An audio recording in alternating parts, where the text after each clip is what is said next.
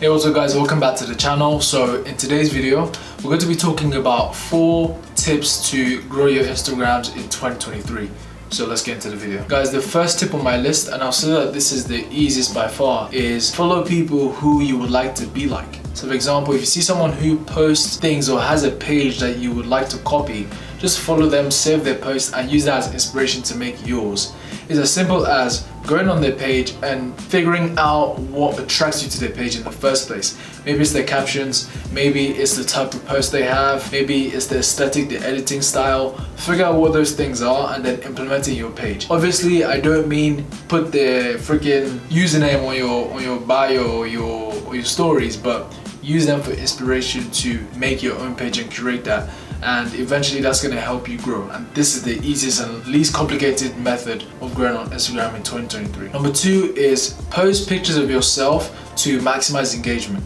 No coffee cups, no plants, no random books on tables, no quotes. If you're trying to maximize aesthetic over engagement and growth, then that's fine. And I noticed that a lot of females do this. They have pictures of themselves, the thirst traps and all those things, but they have random aesthetic pictures in between, like coffee cups, like plants, like greenery, stuff like that. But if you really want to maximize engagement, you don't want to do that, because those pictures those pictures don't do as well as pictures of you. Now as well, pictures where you look into the camera get more engagement than pictures of you looking away. And pictures of you actually smiling as well get more engagement than pictures of you just keeping a blank face. So you always want to put yourself in the forefront of your page and your posts. Number 3, guys, is write engaging captions.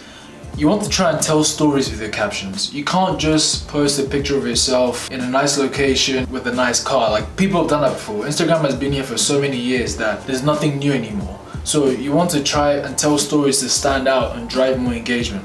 So let's look at an example.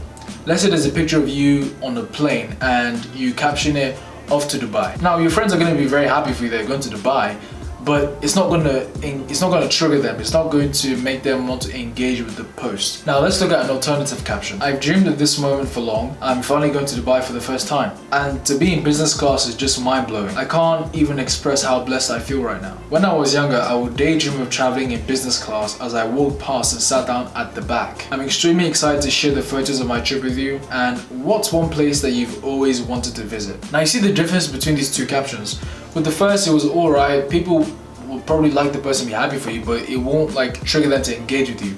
But with the second one, you're telling a story and you're asking a question at the end, which kind of forces them to engage with the post, especially if they liked it. So you want to try and implement this into your strategy. A good story will always make a good post, and to make people relate to you and come back for more and more.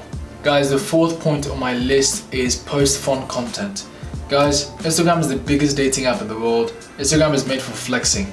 Let's not lie. Now, let's say you buy your dream car or you go skydiving.